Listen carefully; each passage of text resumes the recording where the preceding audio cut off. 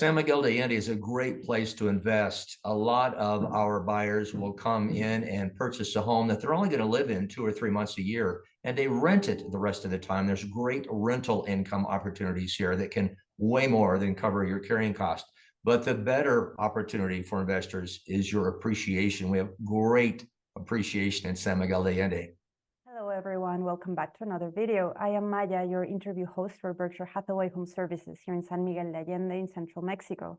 Today, we'll talk about investment opportunities when it comes to rental properties and homes in San Miguel De Allende. And who better to guide us than Greg Gunter, broker and co-owner of the sole Berkshire Hathaway Home Services office here in San Miguel De Allende. Hello, Greg. Hey, Maya, how are you? Can you believe this? We're not even a week into February and it's supposed to be 82 degrees today. I'm loving it. I know, I'm loving it too. It's fantastic weather we're having. Why don't we get started, Greg, with today's topic? I would like you to give our viewers maybe just an overview of the investment potential in San Miguel de Allende. Sure, of course, to talk about the investment potential here, you kind of have to know a little bit about San Miguel, the history of San Miguel. Gringos, Americans, have been coming down to San Miguel de Allende since the mid 40s. A lot of the GIs came down here on the GI Bill, and they could spend their GI Bill taking art classes and live like kings down here because the rent was $15 a month, and a beer was a nickel a beer, and they just lived like kings on $500 a month back in the 40s and 50s. Americans have been coming here for a long time, so that's the big history. But we really made a big change in 2008 when we got our UNESCO World Heritage designation. So our tourism and interest in people moving down here increased exponentially with that UNESCO World Heritage designation in 2008. Since then, we've been named the #1 city in the world 5 times by Condé Nast Traveler, so that's great. 4 times by Travel and Leisure. So that just continues to prove the demand is really high, and a lot more people have come down. There's a lot more demand for homes. Therefore, homes appreciate more because there's more demand for people buying them. There's more rental income opportunities. So that's kind of, in a nutshell, the history of the investment potential. Maybe it wasn't so great 15 years ago, although 15 years ago, you'd still be seeing some phenomenal appreciation, but we've had a lot of rental income opportunities that have popped up since then. So if we were going to talk about the current state of the real estate market and the appeal to investors, again, we tend to follow in San Miguel de Allende the real estate market in the United States. 2023 was really slow in the United States, and it was down here as well. Now I have to say we're only a week into the first week of February, and our business has gone exponentially gangbusters since the first of the year. You've heard a lot of the American real estate brokers and realtors say that the phone started ringing off the hook the day after Christmas in the United States, certainly since the first of the year. For us, it was, about the 3rd or 4th of January, the phone started ringing off the hook and everybody started getting back into gear. So we're kind of following that American market. We think that there's going to be a lot more demand in 2024. So far, there has been in the first 5 weeks. It's been incredible. So that means our appreciation rates are going to climb back up. They kind of stabilized in 2023 because there wasn't that much activity. So we'll see more appreciation, a little more tourism. We still had fairly good tourism last year. So our tourism is going to pick up, which means that your rental income will pick up a lot more too. So for those of you investors looking at properties, 2024 looks to be a very good year. We really have decent appreciation, even in down markets, at least in the center part of town. But we know that this year is going to be even better, even for those areas that are a little further out. So great appreciation, great rental income opportunity in 2024. Yes, things are definitely picking up again. So why don't we just tell our viewers why they should invest in San Miguel de Allende, why this is a good idea? Well, it's always fun to invest in a place that has an appeal to you. And the charm and beauty of San Miguel de Allende is certainly appealing, even for an investor. An investor is supposedly not thinking with their heart, right? They're supposedly just thinking with their pocketbook. But let's face it, we all love to invest in a place that we enjoy going to as well. It's a good reason to write off a trip to go down and visit, right? Hawaii is a great place. Aspen's a great place to invest. All those fun places you want to invest your money there. You typically make a good rate of return, but it's also a beautiful place to invest. You might get a good rental rate in Des Moines, Iowa, I suppose. Nothing against Des Moines, for those of you looking from Des Moines. But I'm not sure that you'd be quite so keen on going back to visit Des Moines every year versus San Miguel de Allende. So the charm and beauty of San Miguel, of course, is a lot of the reason why a lot of people are interested in looking down here. Now, if we're going to talk about our thriving real estate market, I kind of touched base on that a little bit. It has picked back up already in the first 5 weeks of 2024. We're going to touch base in just a little bit on the kinds of rates of return that you might be seeing, but we're expecting them to increase in 2024. So that's the good thing. 2024 looks to be a great year. Come on down with your pocketbook.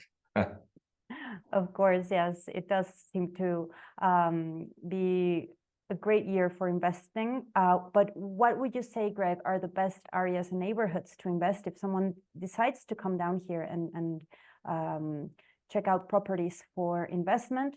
Where would you start? What are the best areas, neighborhoods to invest in San Miguel de Allende? So anyone that's ever been around real estate for more than 2 minutes knows the old rule: location, location, location, right? That's the overall overriding rule in real estate. And that's probably triply true in San Miguel de Allende. We will have neighborhoods that have a very popular street, very popular, and a block away is a place that you may not want to invest. So location is really paramount. The neighborhoods are important, but we have a couple of really large neighborhoods where segments of those neighborhoods are very popular, and other parts I wouldn't even take you to. So it's really critical to know the neighborhoods and know the areas within that specific neighborhood. You'll notice all of our listings are categorized by the specific neighborhood name. In the US, that'd be a little bit like calling something out by the suburb name. Denver has got, for instance, neighborhoods like Inglewood and Aurora and those kinds of places, Littleton. They all kind of follow under the MSMA, the Metropolitan Statistical Area of Denver, but they all have their little neighborhoods, and it's the same way here. So we have about 80 neighborhoods, only about 13 of which are really popular, but those are, if you look at the neighborhood page on our website, those 13 neighborhoods that I profiled are the ones that probably see about 85% of our sales activity. Now, the really good rule of thumb, I guess, to think of is that you'll see this when we send our Q&A booklet to you, is that we talk about property values are based on your sightline and your walking distance to the parochial church, which is that big iconic pink Eiffel Tower type structure in the middle of our town, sitting right on the town square, and properties within about a 15-minute walking radius of that command the most attention. We have the most demand for those kind of properties. They appreciate the most, they rent the most, they have higher rental rates on a nightly basis. So that's kind of a good rule of thumb to know. The walking radius distance as it gets further away from the parochia gets a little more affordable and a little less cheaper in rent. Now, if we're going to discuss specific neighborhoods to kind of focus on, I mentioned those 13 neighborhoods that you really should study all of them on our website, because some might be more attuned to your needs specifically. As an example, if you have dogs and need a lot of yard space, for instance, you probably won't be looking in Centro. You probably will not be looking within that 15-minute walking radius, because the center of town tends to be more dense and more vertical with less land space. So, of course, the most popular neighborhood, if any of you have watched any of my neighborhood videos, is Centro. About 80% of our sales occur in Centro. People love being in Centro. They love that walking distance. They love walking out the door and being 2 minutes from a coffee shop or 4 minutes from an art gallery. That's the most popular area of town. Other really popular neighborhoods, however, one of the ones that's called San Antonio. Now, San Antonio is one of those neighborhoods that I mentioned is very, very large, and there are segments of San Antonio very popular. There's kind of this, there's at the opposite end, the very south end, are areas that are not quite so popular. The safety factor is a little bit lower in those areas. They're not walking distance to the Jardín, so there's not as much demand for those neighborhoods. And then we sort of have what us urban planners call the spark gap that's sort of in the middle. And that's beginning to fill in from the less popular to the very popular area. Those areas are filling in on our very good values. You can find good opportunities there. Well, a property that will probably appreciate maybe just a little bit more because that area is still gentrifying and it's still in that transition phase. So that's San Antonio for you. Guadalupe is another neighborhood, mostly because of location. It's a short, flat walk to the Jardín. From much of Guadalupe, you can be in the Jardín in 8 to 10 minutes. So that's the big popularity there. Now, again, that's an older neighborhood, so it's still a lot of older buildings there, a lot of raw brick buildings. The newer ones, obviously, have all been stuccoed and painted and, have nice rooftops. And Centro, Guadalupe, and San Antonio, those are kind of the top, about three of the top. Now, Guadiana is a really, really popular neighborhood also on the south end of Centro. A short walk also, 13 to 15-minute walking distance, has the second biggest park in the city. So Guadiana is super, super popular as well. That's really one of the most popular ones because it's quieter. It's a little further away, but it's still walking distance to the Jardín. Those would be some top areas to look at if you're looking for the best appreciation and probably the best nightly rental rates from a rental income perspective. Keep those in mind. Look them up on our website. We've got a great neighborhood page. Yes, thank you, Greg. Viewers, we'll leave the link to our website down below in the description box in case you want to check out these fantastic neighborhood review videos that we have there. Greg, I think it would be a great idea to talk about or give our viewers a case study, maybe one or two, showcase some successful investment properties. Yeah, I've got some specific instances. Here's an interesting thing about San Miguel. We don't have an American style MLS here. Our MLS is basically a repository of listings. So we don't have Zillow and Trulia and Redfin and all those other tools that you can measure appreciation and look at the sales history of a property over the last 20 years and see how many times it's sold and for what price. We don't really have that. So, and even the rudimentary MLS that we have has only been around for 4 or 5 years. So it's relatively new as it is. I've been doing this for 12 years. We had to go to everybody's website and look up listings from every single website when I first started to get into real estate here. I joked it was like doing real estate in the 1950s when I first started. So we've become a little bit more progressive, but nonetheless, we don't have the same kind of tools. So it's really important to work with a realtor that has a lot of history in town and has seen the progress of and the turnover of the inventory here in town. They can kind of give you a history on a particular property. And so I'll mention 2 or 3 to give you kind of a feel, since we don't have, neighborhood-wide statistics to share with you. I have a buyer that just lost a specific home that they were really interested in. It's over on 28 de Abril in San Antonio, that very, very popular part of San Antonio. This was a home that was built by an old client of mine. He's a Dallas custom home builder that does $3 and $4 million custom homes in Dallas. He does these very distinct designs here in San Miguel De Allende that are very, very popular. We started selling that very first home, or when it was first built by this developer, a little over 4 years ago, $640,000. It's on the market for $995,000 right now, and my buyer dismissed it because somebody snatched it up right away. Now, that's been about 4 years of a price change, and that's about 55% appreciation if you're doing the math. Pull out your calculator here. You can do a little math.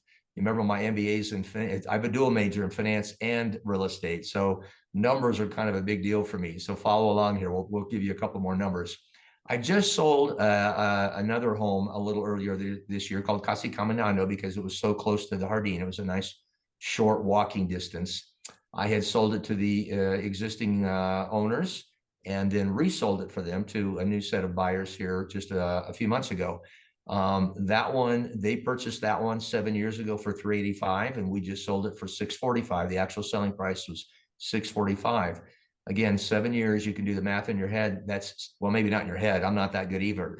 Pull out your calculator and you can do the appreciation on that one. It's 67%.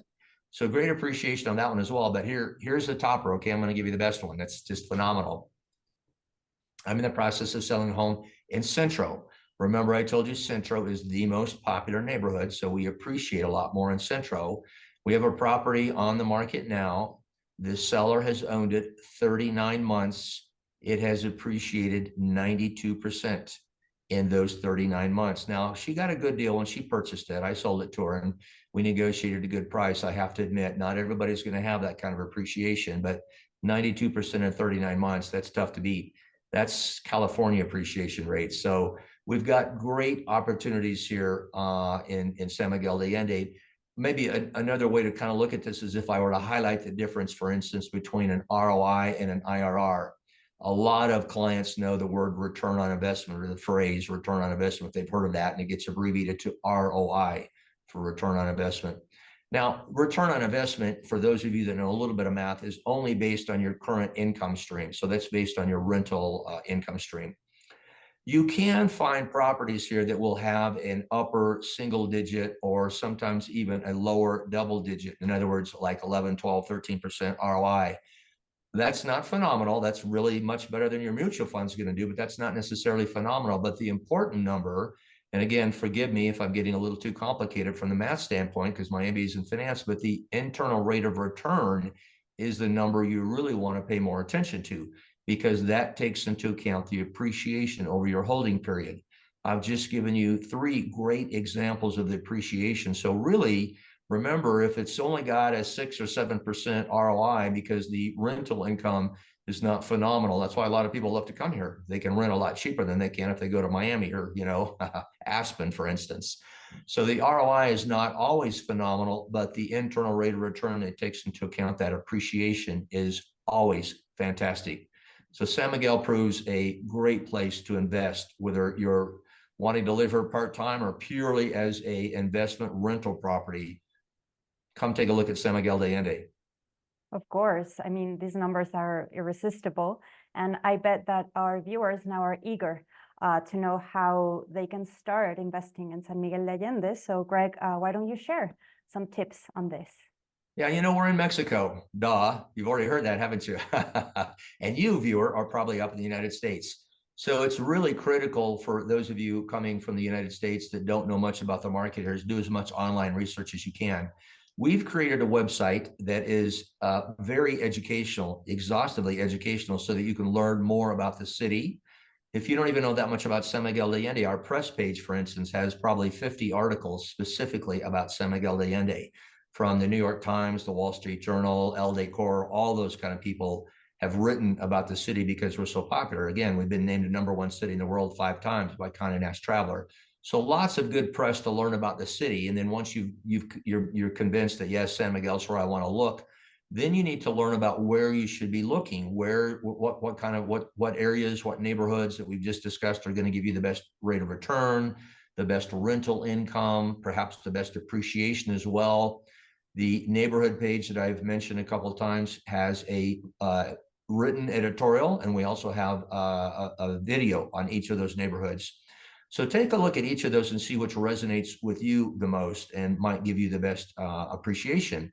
Do all that homework and then find a realtor that has a good, extensive background. They've been in business here for many years. They can steer you in the right directions. They can kind of steer you away from the more marginal neighborhoods and marginal areas within some of those better neighborhoods. Because remember, I told you San Antonio, there's some marginal areas in San Antonio that I wouldn't take you to versus some of the other areas. The $1 million one that I just mentioned, that my client just lost because it was so popular. Make sure you work with a client that will steer you in the right direction. A realtor that will steer you in the right direction and can give you the history on those neighborhoods. So education is really the key. I mean, I know it is in the United States as well, but more so here because we're Mexico. It's a new area for you. It's a new market. It's a new city. So work with someone that's very educated and can steer you in the right direction. And I'd like to tell you that every single realtor on my team in Berkshire Hathaway Home Services has that experience. They'll steer you in the right direction. Give us a call. Yes, definitely. We'd love to hear from you. Well, thank you, Greg. This has been a fantastic conversation. You gave us a brief history of San Miguel de Allende and the current state of the city and its appeal to investors. We also talked about why it's a great idea to invest here in San Miguel de Allende, as well as the best areas to invest here.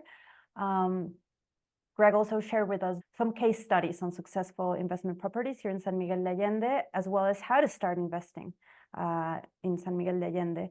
So thank you so much, Greg. Viewers, watch for our website at the end of this video and connect with any of our team members to have them help you explore investment opportunities here. They will point you in the right direction for the best beneficial return on your investment, right, Greg? Well said, exactly. And we can even sometimes do an ROI for you. If you're looking at something, you get down to two specific properties, and you're saying which one's going to give me the better rate of return, we can do an ROI for you and kind of give you some feedback on that. We don't do that on every property team. Now, that's a lot of work that goes into doing something like that. So don't ask us to do that on 30 properties. But when you get down to the final choice there, we can help you out so that you'll know what's going to give you the best return and best appreciation. Give us a call, check for the link at the end, and we look forward to hearing from you. We definitely do. And also comment below with your experiences on investing here in San Miguel de Allende or any questions you may have. And please don't forget to like, share, and subscribe for more valuable content. Thank you so much for watching, and until next time. Take care. Bye, Greg. Bye, viewers. Good to see you again. See you next week. Bye-bye.